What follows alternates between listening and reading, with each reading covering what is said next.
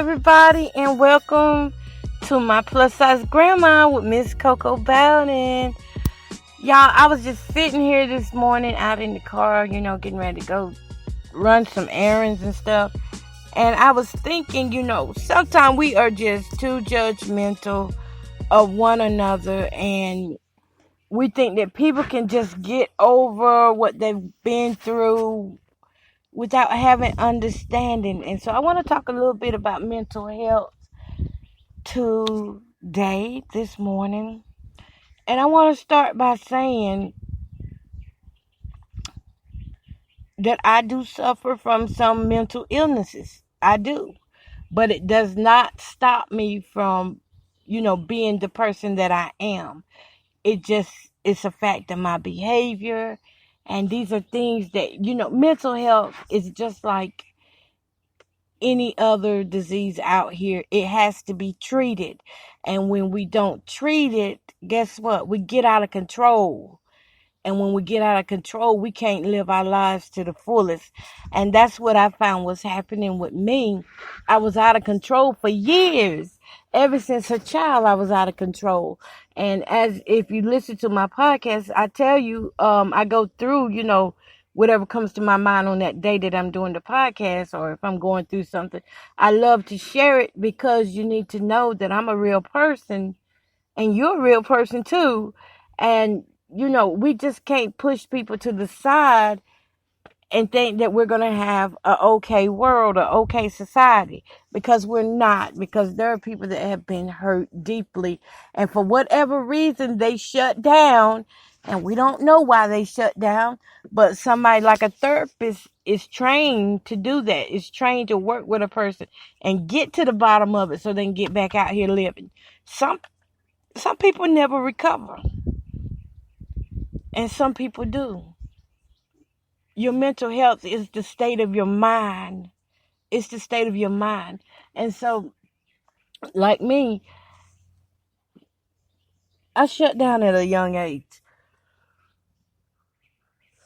for being yelled at, being basically child abused and stuff like that. So I shut down at a young age.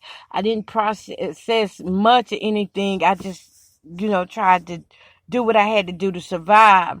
So that shutdown mechanism grew up in me to be shut down. And that's how I got to the point of having high tolerance of pain, because I always endured it every day. And to me and my body, that was my normal thing. And my normal reaction was anger, madness, tantrums, all of that. And it was hard. It was difficult. And I ended up having high blood pressure because of anger issues and, just finding different coping mechanisms like the drugs and the alcohol and stuff like that. I went and outsourced ways to deal with what I was going through at a young age. I remember when I first started smoking cigarettes, I was 13 years old. And guess what? I had a mama that supported it. At that time, she didn't care. She didn't care that I was smoking. And so that's what I was doing. I used smoking cigarettes as a way to cope. And I grew up smoking cigarettes. And as an adult, I smoked cigarettes. And even to this day, guess what? I still smoke cigarettes. And it's a habit that I'm trying to break and correct. I am going to break and correct. Now, I don't smoke as much as I used to because, stepping down on the nicotine. But the thing is, I'm still doing it because this is what I'm used to. This is what I grew up in. And people are quick to say, oh, get over it. Oh, you can stop if you want to. We're quick to judge one another instead of encourage one another into life. And that's why I'm glad I have this podcast, because I know y'all out there listening. I hope that I'm encouraging y'all back into life, because difficulties are going to come in our life. They're going to come. That's just it. And we're going to remember things that we thought we had forgotten. It's going to be things that always come back up. It's always going to be something to remind us of where we have been, to keep us humbled. Not bound, not binded, but grounded in life, to know that, hey, we come this far by faith, you know. And so when I hear people say stuff like, get over it, you're gonna be all right, I wonder, have they truly experienced or something that has shut them down to lack of understanding and lack of knowledge. And I just try to tell people, you can't tell people get over something like that. Yeah, they'll walk away from you and they'll smile in your face. But when they get behind those closed doors by themselves, that very same person that you told to get over that problem, they may try to hurt themselves because they're not as strong to receive what you're saying, because that's what they've been told all their life. Get over it. They've been told that all their life. I was told that all my life. So every time somebody told me to get over it, you know what I did? I tried to get over it, all right. I tried to leave this world so I wouldn't have to deal with it anymore, because that's how bad that pain was. I tried to commit suicide so many times because that pain was so bad and there was nobody to listen. As a child, and you're in the house with 7, 8 other people, other children, they need attention. So parents don't have time to really give that attention to just one individual child. So somebody has to go lacking. And I was that child that really went lacking the affection and the compassion and all that stuff. I went lacking that. And so when I grew up, it was like, I just got in a state of mindset that was a fixed mindset, and it was because of scarcity. I was like, well, I ain't gonna never be without this again. I ain't gonna never be without that again. And it turned me into a little bit of a hoarder, I could say, because I was always in fear of what I wasn't gonna have, that I would overdo it, overbuy and stock stuff up, as if I'm storing things up for extremely blizzard or something. And we never had blizzards like that down here in North Carolina. But the way I packed my stuff up, you would have think that I was a whole store, because that was my way of coping with things that I had endured when I was younger. What I would do was, when I was younger, you remember I told y'all I wasn't allowed to eat. I couldn't eat with everybody like that. And if the food was gone, I had to rely on eating raw meat. So guess what Jamie does? Jamie goes and buys a whole bunch of meat and tells everybody, oh, I ain't going hungry no more in my life. Even if I had a deep freezer full of meat, I felt like I need to keep this deep freezer full. So if I use a pack of meat, I go back and buy 2, 3 more. And most of the time, that food would end up going to the bad. It'd be freezer burnt and stuff. Because even though I had the mindset to buy all that food, I didn't have a mind to cook it, though. I wasn't mentally well enough to even cook it. I was depressed and didn't feel like doing anything. Didn't feel like doing the dishes. Didn't feel like getting out of bed. I was lucky if I ate one time a day. Not knowing that this wasn't normal. To me, that was my normal. That was my normal for years.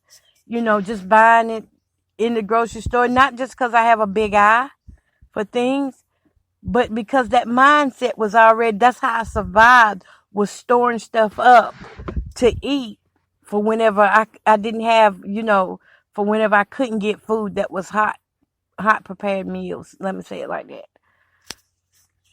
So I'm saying correction in behavior is what going to therapists and mental health is all about. It's not about just going to get some medicine. As a matter of fact, they rather you learn how to deal with your problems than to give you medicine. The only ones that really get medicine is those of them who really, really, truly need it. Who really, truly need it. I mean, I'm talking about those of them that are really going through some schizophrenia and stuff like that, bipolar depression. Those are the ones that really need help in that area and the medicine so that they can function. And even though if they have to take medicine to function, it's okay. It's not against God's word for us to be healed in that type of way. It's not. And sometimes people think, why take medicine? You know what? I couldn't have slept a million nights if I had not just given in and went on and took that medicine. Because when those thoughts get on your mind, they're so heavy, and you feel your brain stressed. You feel your heart stressed. You feel like strings are pulling you left or right. You want to do something, but you got so much to do going on in your mind that you can't do nothing. You can't do nothing at all. And so it leaves you at a place of despair, hurt. You feel sorry for yourself and you feel like an idiot sometimes. You feel stupid because you're like, everybody else is going on with life, but here I am stuck in this sick bubble that says that I am basically not nothing. I'm not nobody. Nobody cares about me. These are some of the things that I went through, and that's why I can talk about it, because I went through these things. I had a mental health problem before I was even in the relationships. And that's what allowed me to stay into bad relationships, because I didn't have a healthy mental health state. I wasn't healthy in my mentality. I wasn't healthy at all. So when we tell people to get over it, so half the time they don't even know what they're getting over, because so much has happened to them. They don't know until they actually go in and sit with somebody that can help them sort this kind of thing out. So I wouldn't recommend telling people, don't go to no therapist. Go get prayer. Faith without works is dead.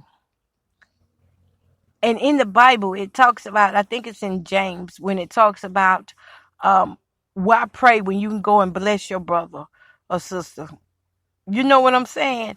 So you got to be doers of what you hear whenever you are practicing scripture. You have to be doers of it.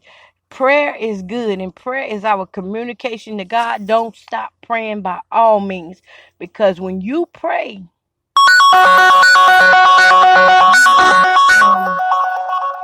you won't lose heart like that. And I think prayer is what has kept me this far. Is my prayers to God, my communication with God, and how I just thank Him for waking me up, and the small things, how I just thank Him, period, for even thinking of making me a seed to grow. My prayers have kept me. It has helped me not to lose heart. I felt bad. I've been broken, but I didn't lose heart.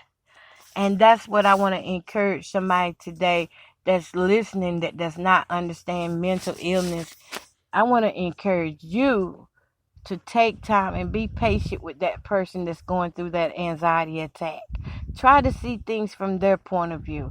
I want to encourage you to get out and study more about it, because it's actually more people now that have mental health problems than we've seen in a long time.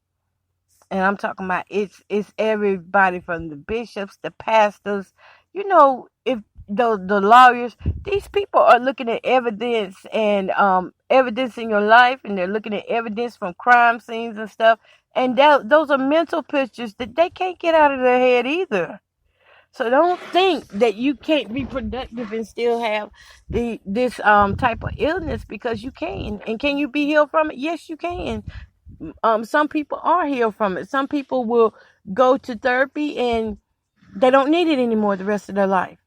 And some people have to go, regularly just to keep them in check. And it's okay. Whatever way God has given you, it's okay for that person to go. But I want those of them who are not suffering with it to be encouraged to take time with that brother or sister that is going through it, so that you can understand what it's like in their life. Those anxiety attacks take life from a person. Depression takes life from a person. It's hard to climb up out of darkness. That's why when I feel myself headed that route, I will not